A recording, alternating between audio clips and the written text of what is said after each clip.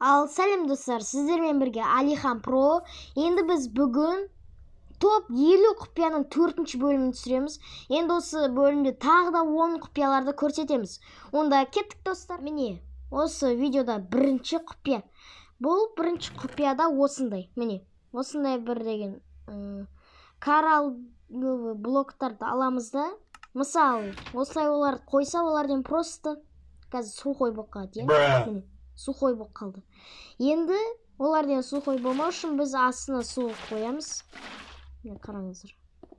Сонда олар уже сухой болып қалмайды. Андай сұр болды. Енді осылай мәңгіге олар тұрады болады.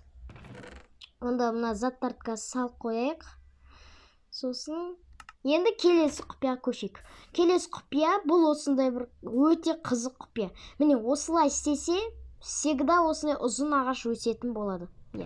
Если сізге ұзын ағаш керек болып тұрса, онда бұлай істеу керек. Міне, біз пурпурный блокты аламыз да. Любой блок факелдарды және осылай жанына ағашты өсіреміз. Сонда бізде обязательно осылай ұзын ағаш шығады.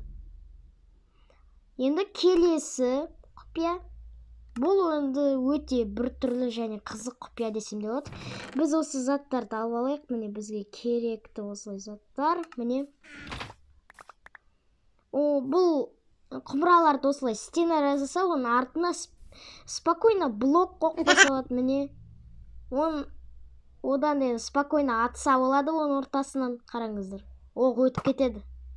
Және бұл жерге телепортироваться етсе болады. Оп-оңай өтіп кетсе болады. Бұл стенадан.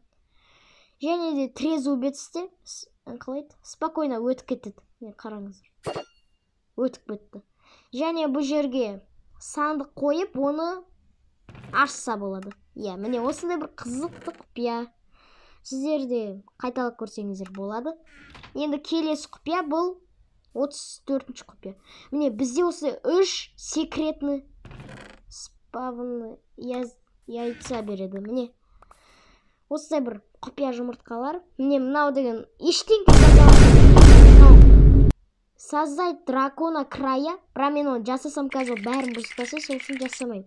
Мынау создать иссушители.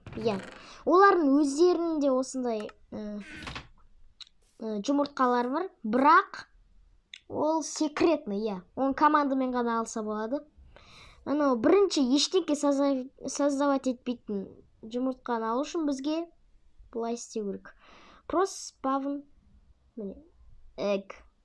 Міне осылай жазамыз, қараңыздар. Сосын болды. Бізде ештеңке спавн етпейтін жұмыртқа пайда болады. Ойбай, бір жер кіріп кеттім, жат. Енді визер. Give собачка P визер спавн egg. Міне біз осылай жазып аламыз. Сосын осылай істейміз. Сонда бізде осындай бір яйцо призыва иссушителя пайда болады. Оны қазір жасасам, ол деген бәрін бұзтасам мүмкін, сол үшін жасамаймын. Ал дракон краян жасау үшін біз мынадай команданы жазамыз. Give, give собачка P Ender Dragon Egg. Spawn Egg. Болды. Осындай бір команда жазамыз да, бізде осындай создать дракона края деген бір зат береді. Бірақ оған қазір жасасам, ол бәрін бұзып тастайды. Сол үшін мен оны жасамаймын. Ең келесі қызықты құпия. Бұл құпия өте біртүрлі және қызықты. Қараңыздар. Мен әйнек қоя, оның осы жеріне тұрып, артына блок қойып тастаса болады. Қараңыздар. Не екен білмеймін. Міне, блоктар қоя берсе болады спокойно. Болды. Осы бір түрлі құпия. Ол үшін осындай жасау үшін бізге осылай просто жасай салу керек. Міне, осындай. Сосын осы жеріне бұлай қоя аламыз біз спокойно. Не екен білмеймін, бірақ ол қойылады. Енді келесі қызықты құпия. Бұл құпияда, міне, мен қазір выживанияға өтіп алайын. Бұл құпияда осы блок биіктіктен құтқарады. Биіктен құласаңыз, ол сізді құтқарады. Қараңыздар, мен шығып келе жатырмын. Енді мына жерге секірсем, менде біреу-ақ урон алады. Және де мына төсекпен де істейді. Қазір. Міне төсекке секірсек, ол же 4 урон алады, бірақ ол да өлтірмейді. Міне. Осылай бір қызықты құпия. Ал если біз просто осы шөпке құлай салсақ, ол ештеңкеден құтқармайды. Просто өлтіре салады сізді. Қараңыздар. Міне. Ештеңке болмады. Енді осындай тағы да бір қызықты құпия. Міне. Бұл құпияда осы қалай мәңгі осылай ашылып тұратын бочка жасаса болатынын көрсетемін. Ол үшін бізге осылай механизм жасап, оны ашамыз, сонда бізде осылай мәңгі ашық тұратын бочка пайда болады. Бірақ оны ашуға болмайды, если ашсаңыз, ол жабылып қалады. Ол үшін осындай қалай жасау керек екенін көрсетейін. Бізге осындай 4 зат керек. Редстоуновый пыль, наблюдатель, сосын бочка и поршень. Бізде мына жер бочка, сосын поршеньді, поршень бұлай қоямыз. Сосын мына жерге наблюдательді қоямыз. Міне бұлай. И бұлай редстоун. Сосын бізден ашсақ, бізде мәңгі ашық тұратын бочка пайда болады. Осы өте қызықты құпия. Енді мына жерге бәрін салып қояйық. Енді келесі өте қызықты және троллингқа арналған құпия. Мысалы, бұлай сіздің досыңыз осы жерден суға секіргісі келеді, қараңыздар. Міне осылай шығып келеді, мысалы сіздің досыңыз. Сосын осылай шығып келеді. Мына жер секіріп қалса, суға секірсе де өліп қалады. Неге десеңіз, өйткені бұл өтірік су, қараңыздар. Өйткені оның үстіне просто көк түсті әйнек тұр. Как будто су сияқты көрінеді.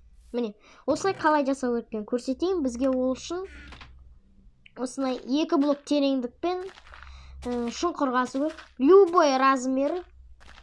Сосын біз мына жерге су құямыз. Сосын мына үстіне осылай синий стеклон қоямыз. Сонда биіктен қараса, бұл кәдімгі су сияқты. Ал негізі бұл үстінде әйнек. Міне осындай бір қызықты троллингқа арналған құпия. Енді біз келесі құпияға көшейік. Бұл енді 39-шы құпия. Міне осындай бір секретный жер жасаса болады, қараңыздар. Мысалы, қазір мен мына жер былай істесем, міне ештеңе жоқ, мысалы сіз осылай жүріп бара жатасыз. Және де мынаны аламыз. Біз мына жерді істесек, мына жерде сандық көрінеді, оны аша аласыз. Міне осындай бір секретный жер жасап қойса болады сізде. Ол үшін бізге осылай жасау керек, қараңыздар. Міне. Сосын артына сандық қойып қояйық. Міне, осылай сандық қойып қоямыз. И мына жерге осылай сесек, ол сандық ашылады. Бірақ бірдеңке айтайын, мына жерге блок қойға болмайды. Аты ол ашылмай қалады ол сандық. Міне, осылай бір қызықты скрыты жасаса болады. Скрыты осындай сандық. Енді соңғы құпия. Бұл құпияда енді бәрі білетін шығар, бірақ мен осыны жақында ғана білдім. Шалкердің ішіне шалкерді саламайсыз. Ол мүмкін емес. Міне осындай бір қызықты құпия болды. Сіздерге ұнаса лайк басыңыздар, каналға тіркеліңіздер, комментарий жазыңыздар, және осы құпияларды сіздер де тексеріп көріңіздер. Онда сау болыңыздар, достар.